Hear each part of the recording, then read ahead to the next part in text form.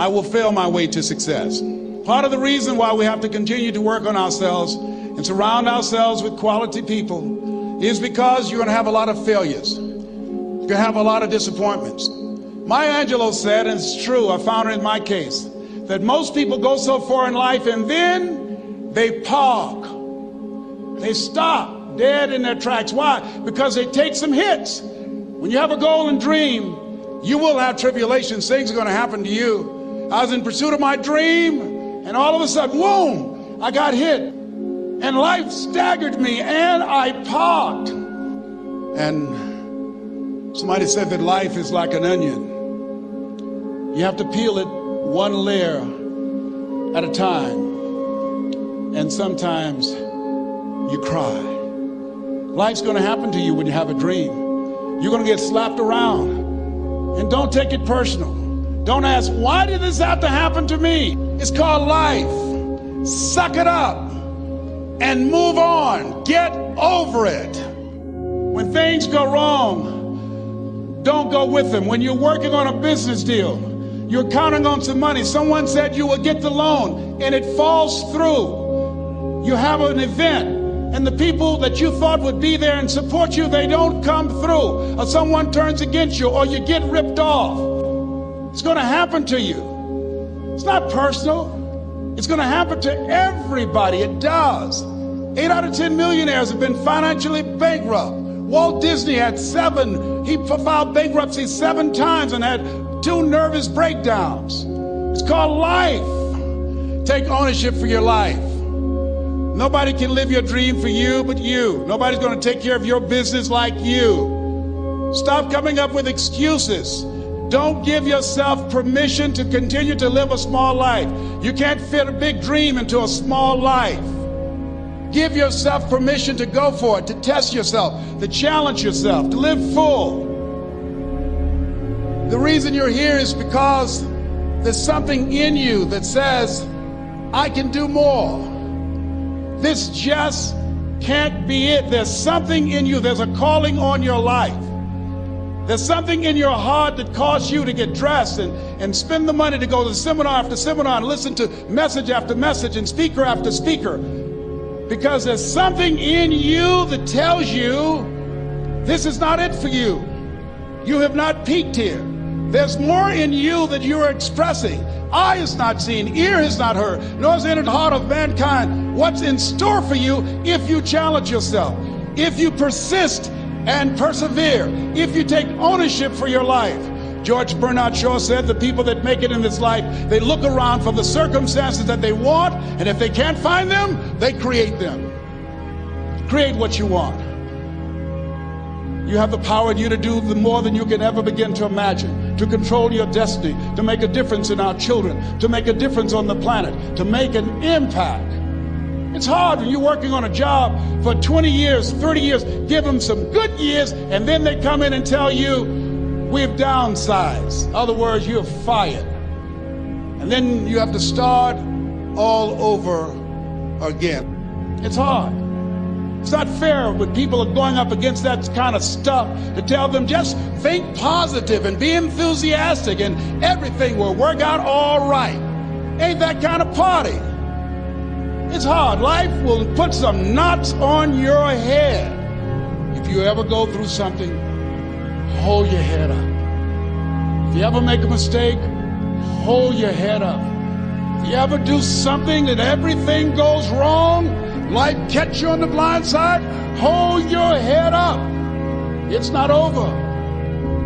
You have something special. You have greatness within you. What you're doing is different. You represent only 2% of the planet. One great American said, I choose not to be a common man. It's my right to be uncommon if I can. I seek opportunity, not security. I do not wish to be a kept citizen, humbled and dulled by having the state look after me. I want to take the calculated risk, to dream and to build, to fail and to succeed. I refuse to live from hand to mouth. I prefer the challenges of life to the guaranteed existence, the thrill of fulfillment to the still calm of utopia. I will never cower before the master, nor bend to any threat. It's my heritage to stand erect, proud and unafraid, to face the world boldly and say, this I have done. Your unquenching desire, an uncommon desire to manifest your greatness. Đừng When I started studying successful people, what I realized successful people do is that they don't go with the days, they go with the hours. And if you only have 24 hours in a day and you sleep in 8 of those hours, then you only have what left? Listen to me, you only operating with 16 hours to be successful. Now, let's leave sleep alone. You slept for 8 hours, you got 16 hours left. How many of y'all talk on the phone? Right? You have talked away your success. So some of you, if you look at your day, you probably spend an hour or 2 hours on the telephone. So you only have so many hours in a day to be successful. 8 of them just went to sleep. Another 2 of them went to what? Talking on the telephone. Listen to me, that's 10 out of 24. You only got 14 left to be successful. And out of that 14, some of it you use in the cab. You was in the cab for about an hour chilling. You have less than 8 hours, some of you, to get what you need to get done. And I'm not tripping, you can use your time like you want to. But if you're only putting in 8 hours a day and you think you're gonna be successful when you get out of here, you got another thing coming.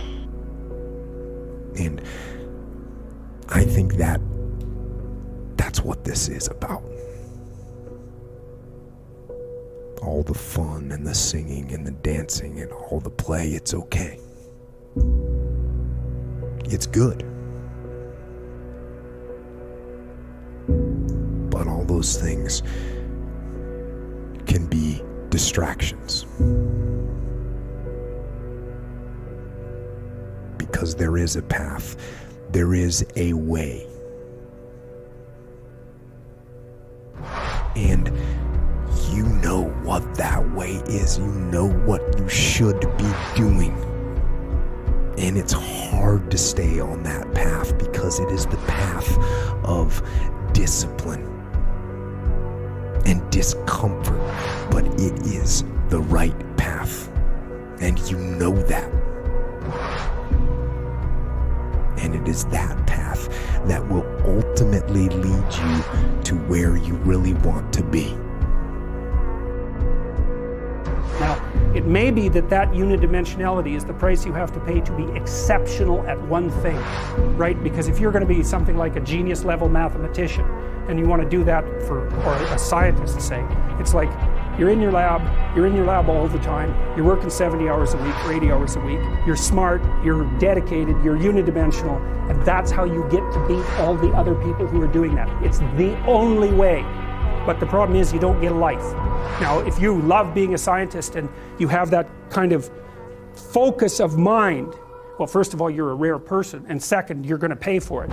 But fine, more power to you. But it's a risky business to do that. You sacrifice a lot for it. Let me say something, I want to say something real quick about success. Success, whether you know it or not, is very intentional and deliberate. There has never ever been a person who blew up and was successful and it happened by chance. Not a rapper. The rappers, they spend time writing and they're in the studios. Right? We're the only ones thinking we're going to blow up and we're not putting in no hours. It's okay to be unbalanced for a while. It's okay. Don't be all this stuff people say, you got to be balanced. To be the best in the world at what you do, you have to be unbalanced to find every bit of energy and strength that you have to pull it off. Then you get balanced once you become great. And it takes being obsessed to where people think you're crazy. When you look at Michael Jackson died at 50 years old. But when Mike died at 50, he probably accomplished more than most people accomplish. Why? Because of the hours Joe Jackson had my man putting in. They was putting in hours. Michael Jackson didn't become Michael Jackson because he just knew how to moonwalk. Michael Jackson became Michael Jackson because Joe Jackson at 5, like, get your butt up. At 5 years old, get up. I want y'all dancing. The amount of time you put in every day is going to determine whether you are successful or not.